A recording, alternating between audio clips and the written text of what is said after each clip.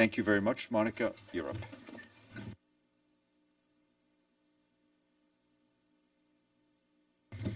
Good afternoon, everyone. I have two notes for you today on the General Assembly and the meeting that is happening right now. Member states are holding intergovernmental consultations to determine the precise modalities and organizational aspects of the International Migration Review Forum.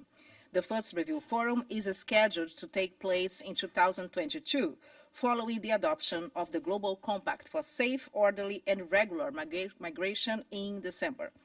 President María Fernanda Espinosa sent a letter to member states about the informal intergovernmental consultation on the zero draft document, format, and the organizational aspects of the International Migration Review Forum. The co-facilitators to the consultations are the Ambassador of Bangladesh, His Excellency Masud bin Momen, and the Permanent Representative of Spain, His Excellency Agustín Santos Maraver.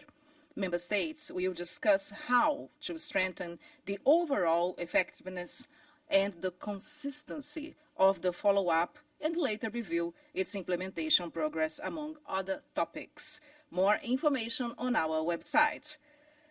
And the PGA is returning to New York this afternoon after taking part in the International Labour Conference in Geneva. Ms. Espinosa also met several international leaders to discuss cooperation with the UN and the implementation of the 2030 Agenda. Tomorrow, she will participate in a luncheon on disability inclusive development and later will speak at the high-level meeting on women with disabilities in political and public leadership towards Beijing Plus 25, which will take place at UN Women. Around 15% of the world's population, about 1 billion people, live with disabilities nowadays. The World Health Organization says that this figure is increasing through population growth. The rights of people with disabilities is one of the PGA's 7 priorities for this current session, as you know already. So this is actually everything from us. Do you have any questions for this afternoon? Zach, go ahead. How are you? It's okay. It's a mic. Yes, go ahead. Did the PGA have any thoughts on any of the findings at the ILO conference? As you know, the meeting is it's a long one, and it will go for a while. She had actually the opportunity to meet with international leaders. The PGA values the work of ILO. She said herself, actually, she quoted the first Director General saying that's a monument to justice, to peace, and also a forum where employers, employees, but also international actors have the opportunity to have a discussion and come to fruitful decisions that actually are important for all of us as workers nowadays. So she'll be back, and also will be publishing soon the readouts that she had with international leaders. But she had the opportunity to thank them for their work, also for strengthening multilateralism and the important topics of her own agenda as the current PGA. Thank you. Oscar, how are you? Just Monica, to follow up the question I just made to Stefan, it's the same. You just call about refugees, and does the PGA has any other position in this situation of immigrants from Venezuela now that the number is going far for more than 4 million? So basically, it's getting worse. Plus the call of the special envoy from the UNHCR in saying the situation in the refugees camps is a situation that death or life. So what is the PGA position on these regards? Well, first of all, the PGA is grateful for the UN system as a whole and the humanitarian work that is being done there. Since the very beginning, you asked me for the position of the PGA. It hasn't changed. It's about the people of Venezuela. It's about the women, the children, the elderly people, the young people, and I am not going to forget this important topic because every time somebody asks about Venezuela, we stress that, because this is actually the most important point here. The people of Venezuela, the Venezuelans, are now under incredible duress because of the situation, which is going on for a while. And the PJ hasn't changed her stand.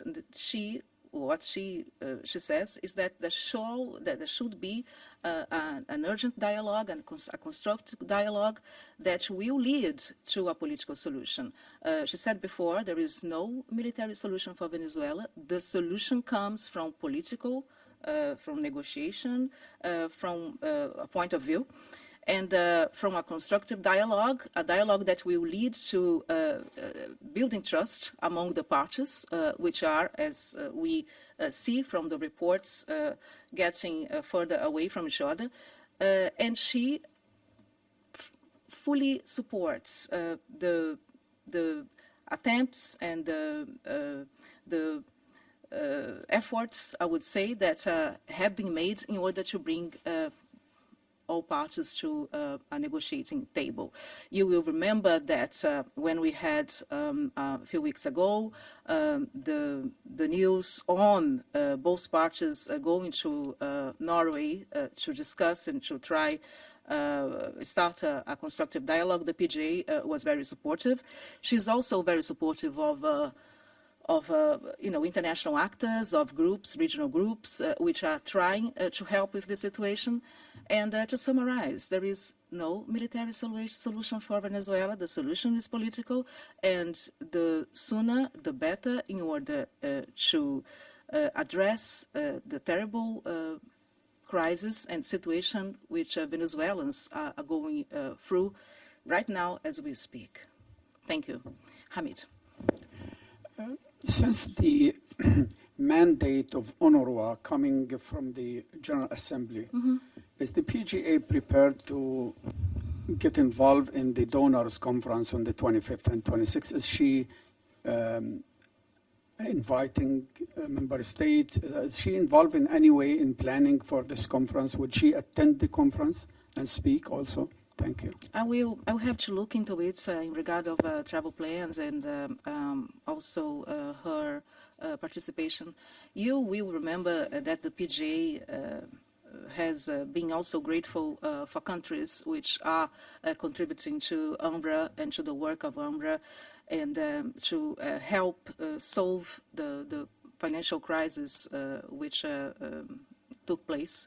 So she's very supportive of efforts being made in order to finance and cover the gap that was left. But in regard of direct participation, I need to look into it for you, okay? And I'll get back to you. Okay, so if you don't have any other question, I will say thank you very much. I see you tomorrow. Thanks.